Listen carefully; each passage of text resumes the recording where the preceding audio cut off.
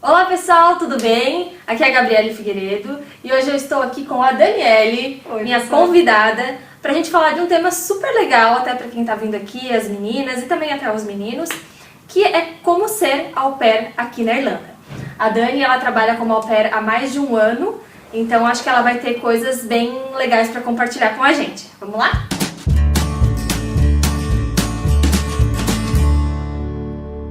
Então, eu acho que a primeira pergunta que eu, até por curiosidade, queria fazer pra ti, Dani, a Dani, ela é au pair live-in.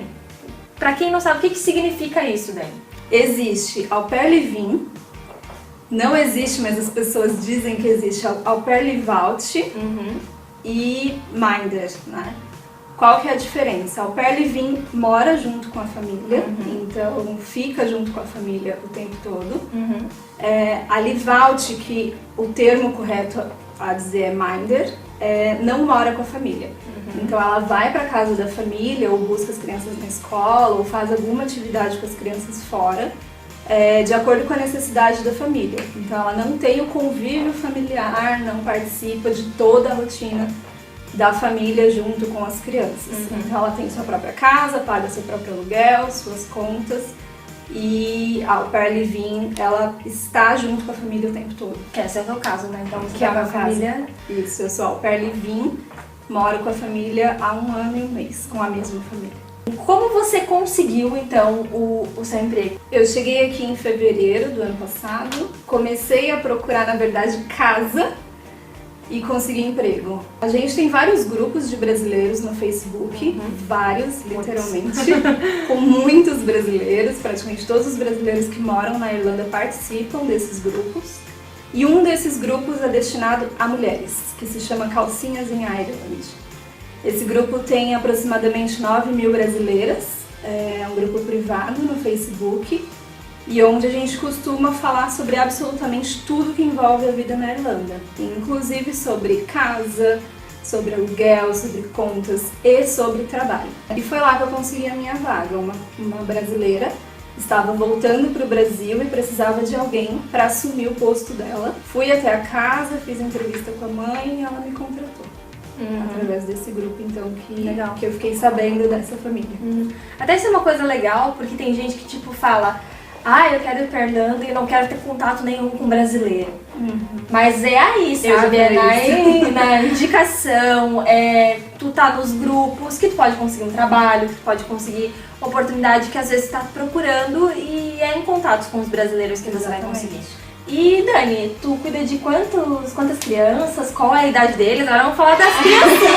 Vamos falar das crianças, tá? Eles têm 4 filhos, que também não é uma coisa rara aqui na Irlanda. A maioria das famílias tem muitos filhos, só que 2 deles têm 14 e 15 anos, então eu não tenho muito contato realmente com eles. E as que eu realmente tenho uma relação mais direta, elas têm 7 e 10 anos. São tinha 6 e 9 quando eu comecei. Já conseguem fazer as coisinhas extremamente independentes. A de 7, quando eu comecei lá, ela tinha 6, ela era um pouco mais dependente, mais carente. Só que nesse 1 ano ela já mudou bastante, já cresceu bastante, amadureceu bastante e deu pra ver assim toda a diferença. Tu já tinha alguma experiência nessa área no Brasil? A tua formação tinha alguma coisa relacionada ou não? Nada a ver, absolutamente nada a ver. Então aqui pra mim foi uma barreira, uma dificuldade ter que conviver com crianças e ser responsável por crianças. E foi assim, tu sentiu alguma dificuldade muito grande no começo ou... Muita. Eu lembro que nos 3 primeiros dias no trabalho de au pair eu chorei o dia inteirinho. Mas não por conta das crianças em si, mas por conta de toda a transformação. Eu tava morrendo de medo de acontecer alguma coisa com elas e eu não saber como resolver. Morrendo de medo delas fazerem alguma besteira e eu não saber o que fazer, se elas passar mal, se elas engasgar ou qualquer coisa do tipo. Toda aquela coisa que a gente escuta a vida inteira. E a gente pensa, eu não sou mãe, então tudo bem, não preciso aprender isso agora. Mas de repente você está ali responsável por uma criança sozinha dentro de uma casa. Então eu me senti assim, extremamente perdida nos 3 primeiros dias, sem entender a língua. Então elas conversavam comigo, eu não entendia nada do que elas falavam, então isso era completamente desesperador. Porque o sotaque aqui, são irlandeses, né? São irlandeses? Sim, nasceram aqui. Então o sotaque, imagino que seja bem carregado. E há 6 anos não tinha nenhum dente da frente, então ela falava de um jeito assim completamente incompreensível, não dava pra entender nada. Você é au pair live-in, então resumindo, qual que é a tua rotina assim? Você passa de segunda a domingo trabalhando? Como que é? Você tem horários? Porque querendo ou não, ali também é a sua casa, né? Sim. Você tem um quarto só pra você. Como que funciona essa rotina assim? Isso também é uma coisa bem difícil no começo, porque quando você mora com a família você não sabe muito bem como se comportar. Você não se sente dentro da sua casa no começo, depois você acaba se acostumando. Eu costumo dizer que até hoje eu não me sinto em casa, mas eu sei que eu estou em casa, Sim. Então é uma coisa meio contraditória. Nós temos uma rotina, mas na verdade eu sigo a rotina da mãe. A mãe é enfermeira, então ela trabalha 15 dias no mês, em escala alternada. Então, em uma semana eu só trabalho 2 dias e na outra semana eu trabalho 5 dias. E é sempre assim, seguido. Nos dias que eu trabalho, eu acordo as meninas, a mãe já não está mais em casa porque ela sai por volta de 6, 6 e meia da manhã. Eu acordo as meninas, arrumo elas, levo pra escola. Depois eu venho pra aula, saio da aula, vou buscar elas na escola. Aí volto pra casa, faço almoço e fico com elas o resto do dia. A mãe chega por volta de 9 da noite. O que no começo era meio confuso pra mim, porque eu ficava muito tensa com aquela coisa. Eu ainda estou responsável por elas, então eu não sei que horas que eu termino realmente. Mas daí ela chega e eu já estou ali livre. Se quiser sair, você pode sair? Sim, mas assim, como as minhas crianças elas têm 7, 10 anos, eu não fico que nem bebês, porque tem muitas au pairs que cuidam de bebês e aí eu acredito que seja um pouco mais difícil, porque a criança te exige uma atenção o tempo inteiro. As minhas não, elas já estão naquela fase de celular, então amam ficar no celular, amam ficar no videogame. Então elas ficam mais no canto delas, principalmente a de 10 anos, agora que está numa fase mais entrando na adolescência, então ela fica muito no canto dela. E a de 7 anos, ela gosta um pouco mais de brincar, mas gosta muito de ler, de desenhar. Então elas são mais assim, de ficar fazendo as coisas delas, no canto delas. Então eu acabo ficando muito no meu quarto, eu tenho o meu próprio quarto. Então não tem muito essa coisa de que horas eu termino, porque eu já estou ali, né? Já estou no meu quarto, não estou com o bebê, não estou fazendo nenhuma tarefa assim específica, então eu já estou mais assim tranquila. Depois das 5 da tarde, vamos dizer que já fica mais tranquilo. E quando está de folga, você pode usar a casa normal. Normal. Hoje, por exemplo, eu estou de folga, tive aula de manhã, eu trabalhei em outro lugar à tarde, quando eu voltar para casa é uma casa normal, vou voltar, tomar meu banho, comer alguma coisa e dormir. E, por exemplo, sei lá, se as meninas te chamarem pra fazer alguma coisa, é normal. Isso acontecia muito no começo, mas eu acredito que é importante falar sobre isso também. É muito importante a postura da au pair. Se você é aquela au pair que você tá ali deitada de folga na sua cama descansando e a criança vem pedir alguma coisa e você ceder o tempo todo ou ficar com receio de falar não, ou achar que é sua obrigação fazer, você vai estar o tempo todo trabalhando, dependendo da cultura da mãe. Porque tem mães que realmente ensinam as crianças a não te perturbar quando você está de folga, mas tem mães, no caso, a mãe das minhas crianças, que ela acha que é uma coisa absolutamente normal, que não vai te atrapalhar, que se ela entrar no seu quarto e quiser brincar contigo, tudo bem. Então você tem que educar, porque se você depender de algumas mães aqui, elas não vão dizer absolutamente nada e aí você, se você aceitar tudo, você realmente não vai ter o seu período de folga. Tá vivendo uma família, dentro de uma casa, uma família irlandesa. Tem alguma coisa assim que você sentiu mais diferença, algum choque cultural mais que você realmente ainda não consegue entender por que eles fazem isso ou por que eles não fazem? Até eu queria te perguntar como que é a relação do banho das tuas meninas, porque, assim, pessoal, é muito normal. Eles não tomam banho todo dia. Tipo, no Brasil, pra brasileiro, a gente não toma banho todo dia, a maioria das pessoas, né, também. A gente já se sente mal, a gente não sei. Mas aqui, principalmente as crianças, né, não, elas têm uma rotina de banho. Então, queria, por curiosidade, assim, se tem alguma coisa assim no banho e se tem alguma coisa que te estranha muito nesse choque cultural, assim. Então, as crianças nasceram todas aqui, mas a mãe é russa. A mãe é russa, ela mora aqui há um pouco mais de 10 anos e o pai é nigeriano. Nossa, que Então são duas culturas assim que eu vejo como pessoas bem frias em alguns sentidos, a mãe principalmente, e tudo é diferente do que eu estava acostumada, absolutamente tudo.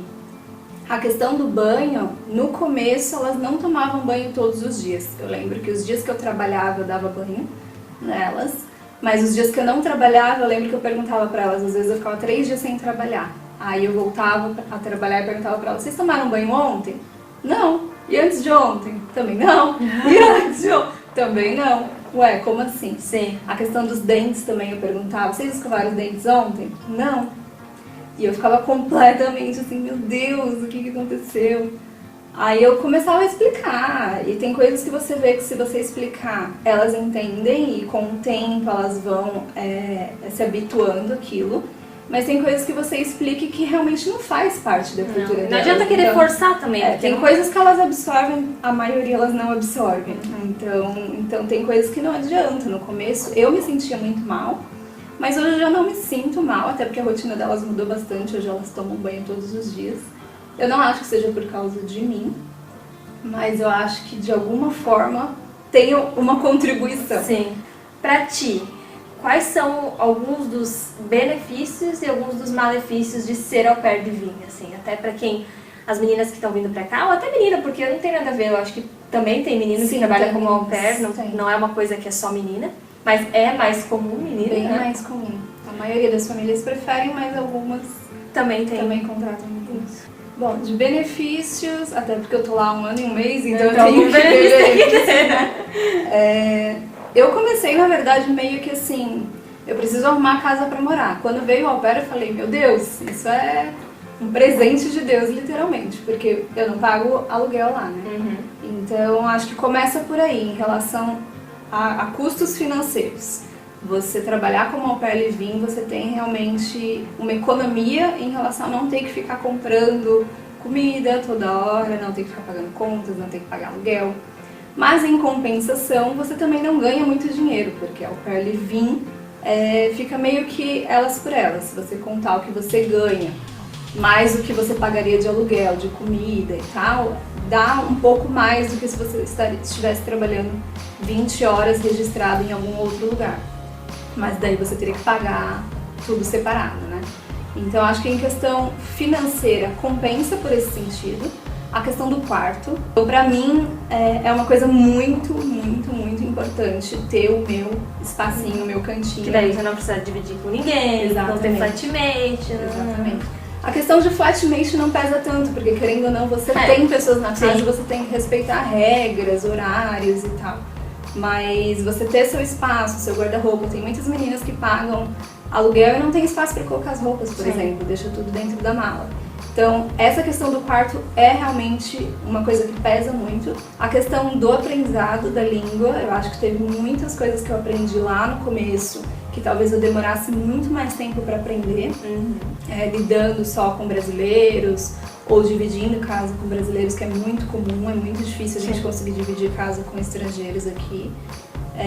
Então a gente acaba aprendendo alguns termos, a questão do dia a dia, de casa, muito rápido, porque você usa isso todos os dias. Agora, de malefícios, eu acredito que a questão das regras, vamos dizer assim, a minha família é uma família muito maleável, mas mesmo assim eu ainda estou na casa deles. Então, é como eu falei no começo, eu estou em casa, mas eu não me sinto em casa o tempo inteiro. Eu me acostumei com isso, na verdade. Então, tem as regras, a questão de barulho, de horário. Você tem horário pra voltar pra casa, não? Quando eu tô 2 dias ou 3 dias de folga, não. Mas se hoje, por exemplo, eu tô de folga e amanhã eu vou trabalhar, que é o dia que a mãe das meninas trabalha, aí eu tenho horário pra chegar porque ela acorda às 5 horas da manhã. Então, se eu chegar muito tarde, ela acorda no meio da noite, interrompe o sono dela e ela não gosta. Então, ela pede pra eu chegar até às 11 da noite do dia seguinte pra ela não acordar depois disso, porque ela não consegue mais dormir. A maioria das famílias tem horário pra você chegar em casa todos os dias, porque eles não querem que você interfira na rotina da família. Então, se eles vão pra cama todos os dias cedo, é complicado você chegar depois, fazer barulho, abrir porta e tal. Algumas casas têm alarme. Então, você acaba entrando no ritmo da família. É uma questão também, né? bom senso também, Sim, né? sim. É a mesma coisa com os nossos pais. Quando a gente tá morando com os nossos pais, a gente acaba respeitando a regra deles, né? Então, quando você tá morando com outra família, é a mesma coisa. Então, isso eu acho que é a questão mais difícil, assim.